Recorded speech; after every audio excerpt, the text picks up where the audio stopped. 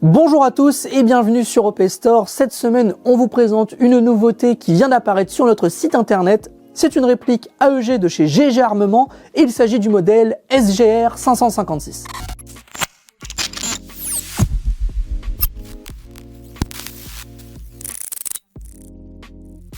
Pour commencer cette vidéo, comme d'habitude, on va regarder ce qui se trouve à l'intérieur de la boîte. À l'intérieur, on retrouve les fameux manuels d'utilisation et de précaution d'utilisation. Juste ici, le manuel d'utilisation. Bien le lire malgré la vidéo, parce que vous allez voir, il y a certains points qu'on ne va pas aborder. Par exemple, ici, vous avez l'éclaté de la réplique et bien d'autres choses.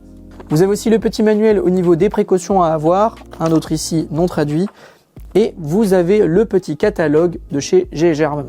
Une tige de nettoyage et de débourrage. On a aussi une petite télécommande de programmation.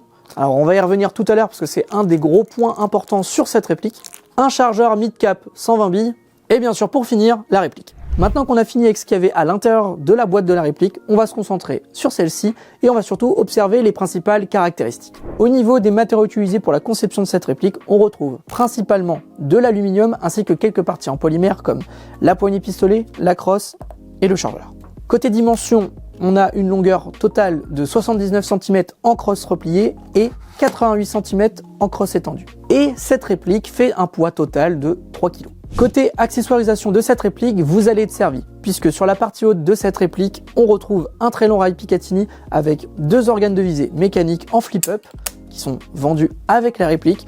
Et grâce à ce rail, vous allez pouvoir y fixer un viseur, un petit accessoire à mettre à l'avant tel que un laser, une lampe ou que sais-je. Sous ce long rail Picatinny, on retrouve un garde-main en alu type M-Lock, c'est-à-dire que vous allez pouvoir y fixer que des accessoires typés M-Lock, ou si vous le souhaitez, y fixer un rail afin d'y mettre un accessoire Picatinny.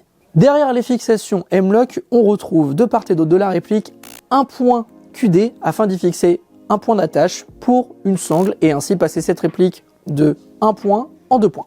À l'avant de ce garde-main, on retrouve le canon externe ainsi que son compensateur qui est dévissable, laissant apparaître le pas de vis 14 mm CCW et vous pourrez donc, si vous le souhaitez, y fixer un traceur, un compensateur ou un modérateur de son. À l'arrière, on retrouve la crosse Goss V8 qui servira aussi d'emplacement pour votre batterie. Au niveau des batteries utilisées pour cette réplique, les constructeurs vous conseillent d'utiliser des batteries en 11-1, bien sûr avec une connectique TEDIN. Côté maniabilité, que vous soyez droitier ou gaucher, peu importe puisque cette réplique est full ambidex, que ce soit sur le sélecteur de tir, le bolt catch ou l'éjecteur pour le chargeur. Contrairement aux autres répliques, celle-ci dispose de plusieurs autres modes de tir que juste safe, semi et full auto. Grâce à cette petite télécommande, vous allez pouvoir paramétrer un mode burst de 3 ou 5 billes en plus. À l'intérieur, on retrouve le fameux système que GG a développé. Il s'agit du système G3 Gearbox Split. Alors, je vais vous montrer ça. Donc, pour cela, on retire le chargeur. Hop, on pousse la goupille comme sur un GBBR. Et après, on vient tapoter gentiment sur la partie haute. Et voilà. Vous pouvez séparer la gearbox haute de la basse. Sur la basse, ici, on retrouve les engrenages en 18-1 ainsi que la trigger box. Et sur la partie haute, vous pouvez tirer le levier qui fera venir du coup le reste avec le canon. Cette partie-là, on peut la mettre sur le côté. Et ici, on se retrouve avec le levier d'armement ainsi que la partie haute avec tout ce qui va être juste ici pour le pré-cocking ainsi que la petite pièce ici qui glisse pour tout ce qui va être le système d'arrêt de tir. Je vous expliquerai ça tout à l'heure. Sur cette réplique, on retrouve un canon de précision 6.03 d'une longueur de 33 cm et juste ici, vous avez l'accès pour le joint hop-up. Pour remonter le tout, c'est très simple, vous reprenez votre levier, vous revenez le positionner comme ceci, vous prenez la réplique, vous faites glisser le canon dans le upper, il faut trouver, voilà, juste ici, et ensuite, faites glisser comme sur un GBBR classique, hop, on vient rabattre, attention à la goupille, hop, et voilà. Lorsque vous séparez la réplique en deux, sur la partie haute, à l'arrière, vous avez le système de changement de ressort rapide. Vous n'avez qu'à juste retirer avec une petite clé Allen le petit système et ainsi vous changerez le ressort pour soit augmenter ou descendre la puissance. Juste ici, normalement, on retrouve le gaz block, qui est normalement une pièce essentielle sur une véritable arme, mais ici, GEG a innové en y mettant son emplacement pour régler le hop-up. Et donc, il y a une petite vis, soit vous la réglez en la montant pour faire monter l'effet hop-up, ou vous la réglez en la descendant pour descendre l'effet hop-up. Et pour finir, au niveau des caractéristiques techniques internes, on retrouve au niveau de la poignée pistolet un moteur Ifrit 25K. Et voilà, on en a fini avec les caractéristiques techniques de cette réplique. Maintenant, on va se pencher un peu plus sur cette petite télécommande. On va donc s'attarder sur le paramétrage de cette réplique et vous avez deux façons. Soit premièrement en utilisant la petite télécommande qui est fournie avec la réplique, ou si vous le souhaitez, parce qu'imaginons vous oubliez cette télécommande chez vous alors que vous devez aller jouer, vous pouvez aussi la paramétrer via la queue de détente. Pour cette vidéo, bien sûr, on va vous expliquer tous les petits boutons de cette télécommande. Pour commencer la programmation, d'abord, il faut alimenter votre réplique avec une batterie. Donc, pour l'alimentation, juste ici au niveau de la crosse, vous avez deux petites tétines. Vous les attrapez, ce qui fera basculer le talon. Vous attrapez le câble, connectez la réplique, faire passer la batterie dans le tube. Faites attention à bien remettre les câbles dans les emplacements sans les pincer. Pour chaque programmation, il vous faudra mettre la réplique en sécurité.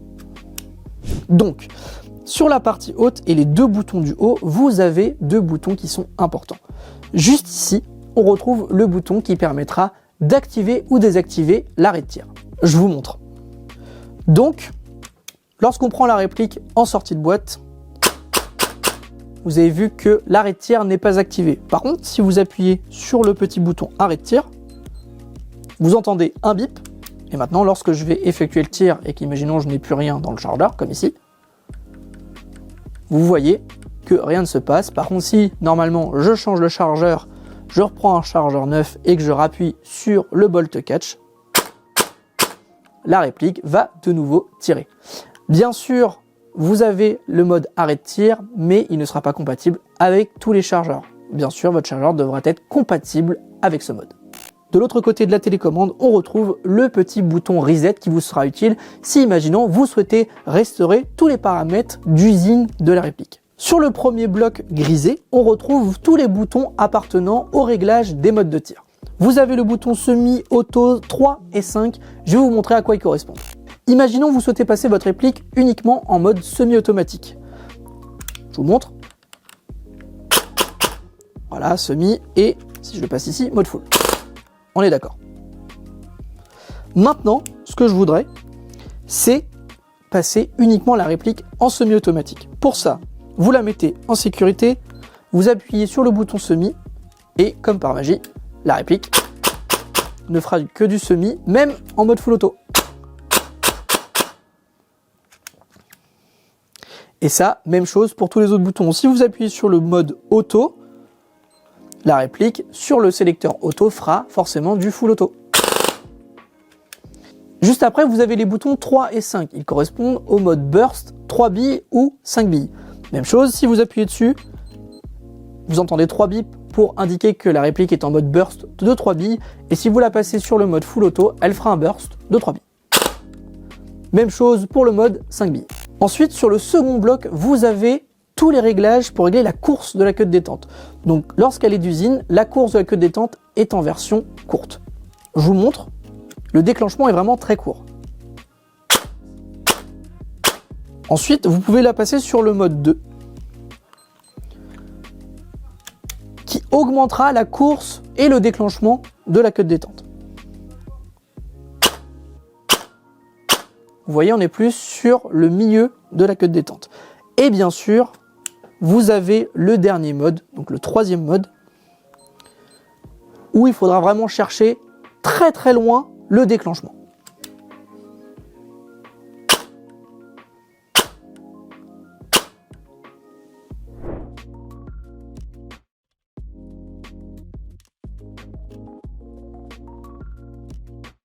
Juste ici, vous avez le bouton FN et un autre bouton. Le bouton du bas sert au mode pré-cocking, ce qui va nettement augmenter la réactivité de votre réplique.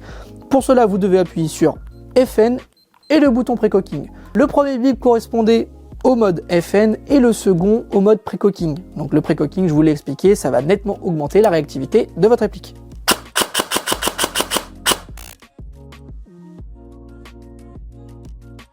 Et voilà, on en a fini avec les caractéristiques techniques de cette réplique ainsi que sur le petit boîtier de programmation. Maintenant, on va aller se diriger sur notre stand de tir pour faire un essai au chrony et voir la puissance qu'elle délivre en sortie de boîte. Et on va aussi faire un petit essai pour voir la portée et la précision. C'est parti. On est sur le pas de tir, on a mis de la 0,20, la même batterie que tout à l'heure en 11.1 et c'est parti.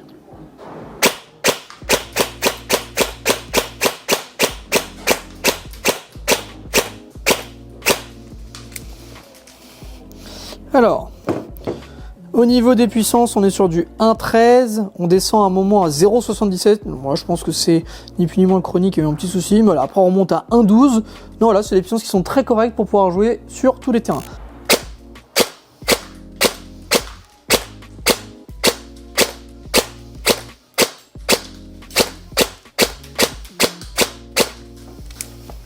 On est sur le pas de tir, à l'intérieur on a mis la 0,28. On va faire l'essai d'abord en semi, en full, et après on vous montrera les différents modes de tir. C'est parti.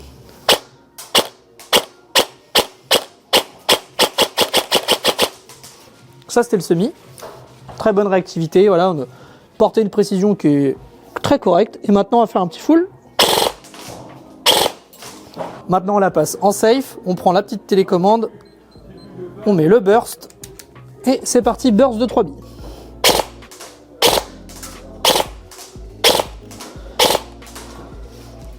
Même chose, on la repasse en sécu, et maintenant, burst de 5 billes.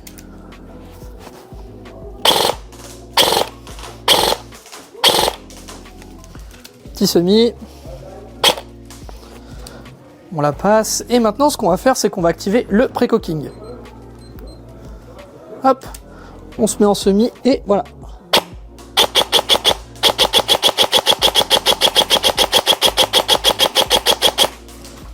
Vous voyez, ça marche extrêmement bien. On se retrouve pour le bilan de cette réplique.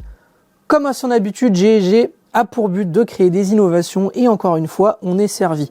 Une petite réplique avec une gearbox qui se split, le G3. Voilà, elle est un petit peu upgrade dès sa sortie de boîte, ça c'est vraiment un gros avantage. Et on va faire le petit listing sur les points positifs et les petits points négatifs. Premier point positif, c'est au niveau de sa qualité de fabrication. Voilà, on a quelque chose qui est ultra robuste, qui est vraiment qualitatif, que ce soit au niveau des matériaux utilisés, et même dans sa conception. Pour une fois, lorsqu'on achète sa réplique, il n'y a rien de branlant, il y a rien qui fait du bruit, à part forcément le levier et la petite fenêtre, mais voilà, il y a rien qui bouge, pas de pièce qui est branlante et tout. Là, vraiment, tout est bien fini. Deuxième point positif sur cette réplique, c'est vraiment au niveau de sa portée, précision et de sa réactivité. On a vraiment quelque chose de extrêmement bon. Une bonne portée pour une sortie de boîte, bonne réactivité. En plus de ça, avec la petite télécommande, sur le terrain, vous pouvez tout régler. Imaginons, sur votre terrain, on interdit le mode full auto, hop, vous la bloquez en semi-only, pas de souci. Au moins, il n'y aura pas un petit risque. Imaginons, la réplique se croche dans un de vos vêtements et passe par inadvertance en mode full auto. Là, ce sera pas possible. Même si ça passe en full auto, ce sera du semi. En plus de ça, comme vous avez pu le voir sur notre essai, on a vraiment portée, précision, rien à dire. Ça allait directement dans notre cible. On était à 30 mètres. Réactivité, ça c'est, je l'ai déjà dit, mais c'est vraiment très très correct. En plus de ça, on a le mode pré-cocking qui est vraiment très intéressant pour augmenter cette réactivité. Vraiment rien à redire là-dessus. Troisième point positif, c'est au niveau de cette programmation avec cette petite télécommande. Voilà, c'est un gros avantage puisque imaginons vous arrivez sur le terrain et on vous dit pas de full auto.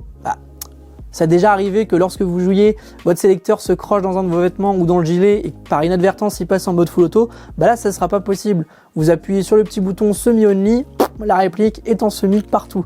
En plus de ça, ce petit côté programmation, c'est vraiment utile. Vous allez pouvoir la personnaliser comme vous le souhaitez. Si, imaginons, vous voulez du burst 3 coups, 5 coups, vous voulez du pré-cocking ou non, et même, il y a encore d'autres paramètres qu'on n'a pas expliqués. C'est pour ça que je vous conseille vivement d'aller lire le petit bouquin qui est fourni avec, qui vous expliquera comment bien la régler. Et voilà, donc c'est un gros avantage. Imaginons, vous oubliez cette petite télécommande chez vous, pas de panique. Il y a même le système qui est exactement que la même chose que la télécommande, mais en version avec la queue de détente. Et ça, voilà, c'est un gros point positif. Quatrième point, qui pour moi est un gros avantage sur une réplique AEG, c'est l'effet de arrêt de tir. Ça, c'est un gros plus, ça rajoute un petit côté réaliste. Bon, malheureusement, il faudra utiliser des chargeurs qui sont compatibles avec ce mode, mais si vous prenez les chargeurs GSG comme celui fourni avec la réplique, pas de panique, ça fonctionnera. Un petit bémol sur cette réplique, bon bah écoutez, je vais pas vous mentir, comme beaucoup d'AEG, c'est au niveau du poids, 3 kg. Je pense qu'en fin de journée, ça commence à peser sur les bras. Après, ils ont quand même pensé à mettre plusieurs attaches. Donc la petite fixation QD, juste ici, fixation au niveau du tube de crosse. Donc pas de panique, vous allez quand même pouvoir l'utiliser, mettre une petite sangle 2 points ou 1 point, voilà, ça soulagera au moins les bras lors de vos parties. Je vous remercie d'avoir regardé cette vidéo. Tous les liens des produits sont dans la description, que ce soit la réplique, les chargeurs, les consommables, ainsi que les batteries que nous avons utilisées lors de cet essai.